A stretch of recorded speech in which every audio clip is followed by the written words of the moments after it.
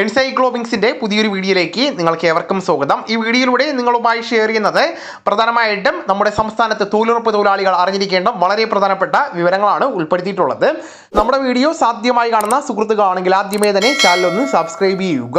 അപ്പോൾ നമുക്ക് വിശദാംശങ്ങളിലേക്ക് അടക്കാം. രാജ്യത്ത് ദീർഘകാലമായിട്ട് നിലനിന്നിരുന്ന മഹാത്മാഗാന്ധി ദേശീയ ഗ്രാമീണ തൊഴിലുറപ്പ് പദ്ധതിക്ക് പകരം കേന്ദ്ര സർക്കാർ അവതരിപ്പിച്ച പുതിയ ബില്ല് പ്രകാരമുള്ള Viksit Bharat guarantee four Rozgar and Ajeevika mission അഥവാ VBG റാംജി പദ്ധതി 2026 ഏപ്രിൽ മാസം മുതൽ ഔദ്യോഗികപരമായിട്ട് പ്രാബല്യത്തിൽ വന്നിരിക്കുകയാണ്. ഗ്രാമീണ മേഖലയിലെ തൊഴിലില്ലായ്മ പരിഹരിക്കുക എന്നതിലുപരിയായിട്ട് ജനങ്ങളുടെ ജീവിത നിലവാരം ഉയർത്തുകയും അടിസ്ഥാന സൗകര്യ വികസനം ഉറപ്പാക്കുകയും ചെയ്യുക എന്നതാണ് ഇതിലൂടെ ഉദ്ദേശിക്കുന്നത്. കേന്ദ്ര സർക്കാർ ഇപ്പോൾ ഇത് വിഭാവനം ചെയ്തിരിക്കുകയാണ്. പുതിയ പദ്ധതിയിൽ ഏറ്റവും പ്രധാനപ്പെട്ട മാറ്റം എന്ന് പറയുന്നത് തൊഴിൽ ദിനങ്ങളുടെ എണ്ണത്തിലാണ്.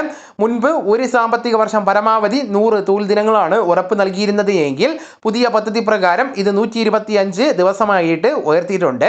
ഇത് ഗ്രാമീണ തൊഴിലാളികൾക്ക് കൂടുതൽ വരുമാനം ഉറപ്പാക്കുവാൻ സഹായിക്കുന്നതാണ്. വേതന നിരക്കിലും വലിയ മാറ്റങ്ങളാണ് പ്രതീക്ഷിക്കുന്നത്. കേരളം പോലുള്ള സംസ്ഥാനങ്ങളിൽ തൊഴിലാളികളുടെ പ്രതിദിന വേതനം 400 രൂപ വരെയായിട്ട് വർദ്ധിപ്പിക്കുവാനാണ് പുതിയ മിഷനിലൂടെ ലക്ഷ്യം വയ്ക്കുന്നത്. നിലവിലെ സാഹചര്യത്തിൽ ഇത് സാധാരണക്കാരായിട്ടുള്ള തൊഴിലാളികൾക്ക് വലിയ സാമ്പത്തിക ആശ്വാസം നൽകുമെന്നാണ് പ്രതീക്ഷിക്കുന്നത്. പദ്ധതിയുടെ സാമ്പത്തിക സ്രോതസ്സിലും വിതരണ രീതിയിലും കേന്ദ്ര സർക്കാർ വിപ്ലവകരമായിട്ടുള്ള മാറ്റങ്ങൾ വരുത്തിയിട്ടുണ്ട്.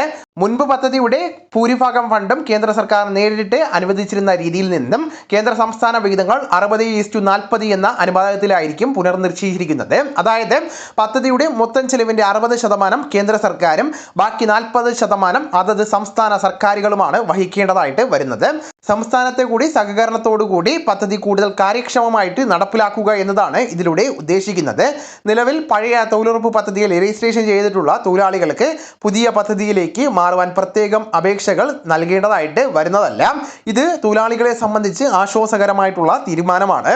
നിലവിലുള്ള എല്ലാ രജിസ്ട്രേഷനും സ്വമേധയാ പുതിയ പദ്ധതിയിലേക്ക് മാറ്റപ്പെടുന്നതാണ്.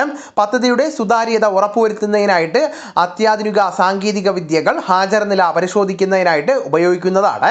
AI അധിഷ്ഠിത സംവിധാനങ്ങൾ, അതോടൊപ്പം തന്നെ ഫേസ് ഓതന്റിഫിക്കേഷൻ അല്ലെങ്കിൽ ബയോമെട്രിക് സംവിധാനങ്ങൾ എന്നിവ വഴി ഹാജർ കൃത്യമായിട്ട് രേഖപ്പെടുത്തുവാൻ സാധിക്കുന്നതാണ്.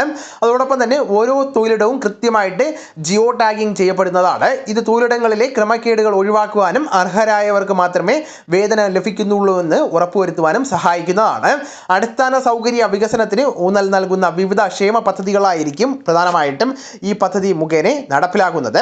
അപ്പോൾ ഈ വിവരങ്ങൾ നിങ്ങളുടെ സുഹൃത്തുക്കളിലേക്കും മറ്റ് ഗ്രൂപ്പുകളിലേക്കും കൂടെ ഷെയർ ചെയ്യുക. നമുക്ക് തുടർന്നും വിജ്ഞാനപരമായിട്ടുള്ള മറ്റ് വീഡിയോസും ആനുകാലിക വിവരങ്ങളുമായിട്ട് വീണ്ടും കാണാം. അതുവരെ ഗുഡ് ബൈ.